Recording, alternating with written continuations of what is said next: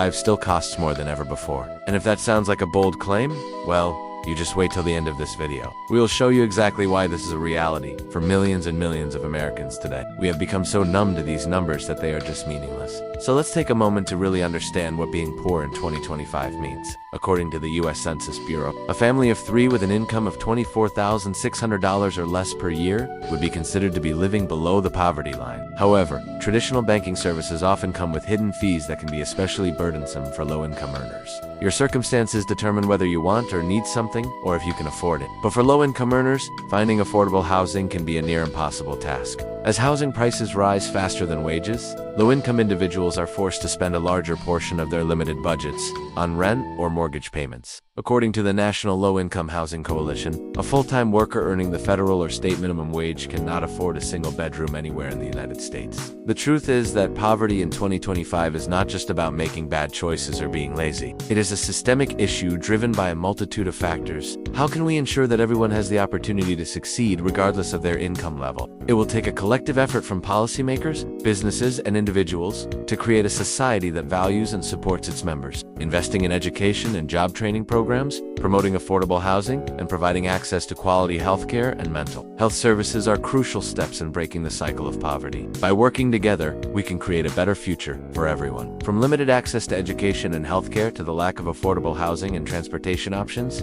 low-income earners face significant challenges every day. From limited access to financial resources and healthcare to the struggle for affordable housing and transportation, low-income earners face significant challenges every day. It is important to recognize that these struggles are not the result of laziness or poor choices, but rather a systemic issue driven by a multitude of factors. By understanding the realities of poverty in 2025, we can work towards creating a more equitable and compassionate society that provides everyone with the opportunity to thrive. Thank you for watching. These obstacles limit their ability to improve their financial situation and perpetuate a cycle of poverty. Moreover, the fact that basic necessities like food and hygiene products have become unaffordable for some Americans is a stark reminder of the growing inequality in our society. It is no longer enough to simply offer platitudes or blame individuals for their financial struggles. We must acknowledge the systemic issues at play and work towards creating a more equitable society that provides everyone with the opportunity to thrive. It doesn't matter where you live in the nation, even in areas with lower housing costs. Minimum wage workers are still paying more than 30% of their income towards housing, which is considered to be the threshold for housing affordability. Consequently,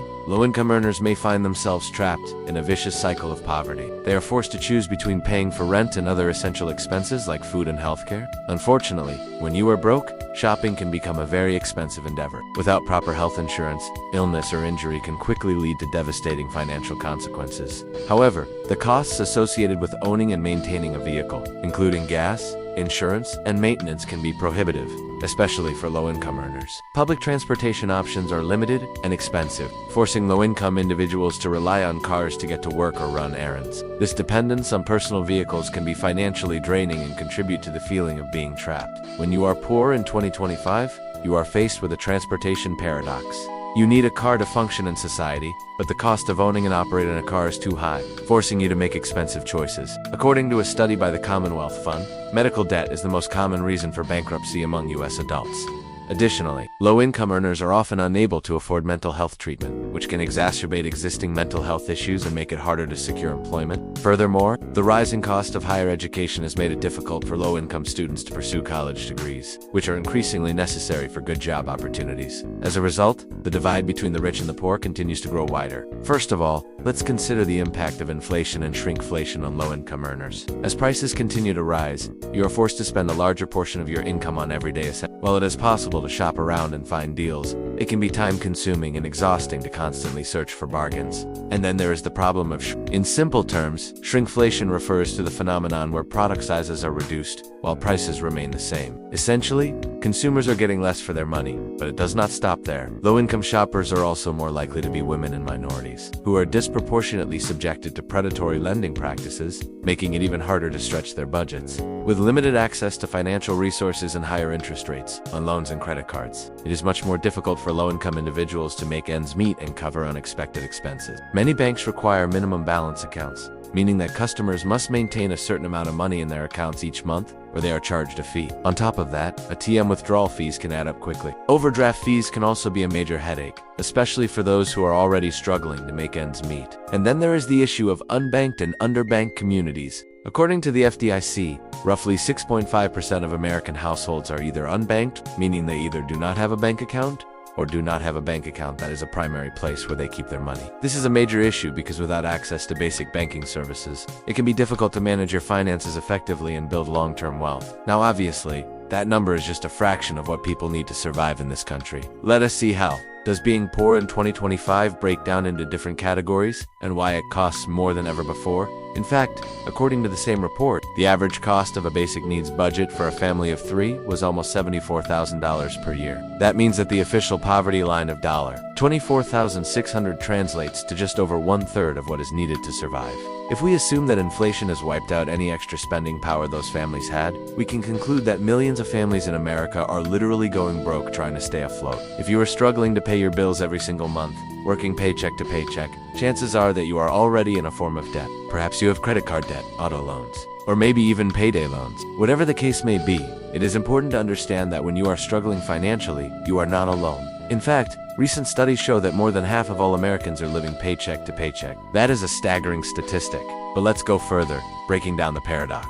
There are many aspects of our lives that become more expensive when we don't have enough money. That might sound counterintuitive, but it is true. For example, if you do not have enough money saved up to pay for groceries, you might find yourself turning to payday loans or other forms of high interest rate borrowing to cover the costs. Similarly, if you are unable to afford car insurance because you are poor, you might have to rely on high interest rate loans to pay for repairs if you get into an accident. Or perhaps you need to travel somewhere but cannot afford a bus or train ticket, so you turn to expensive ride-sharing services instead. When you are broke, you are forced to make expensive choices. The banking dilemma. In the digital age, we have more access to financial tools than ever before. Shopping struggles. Whether you are wealthy or poor, you need things.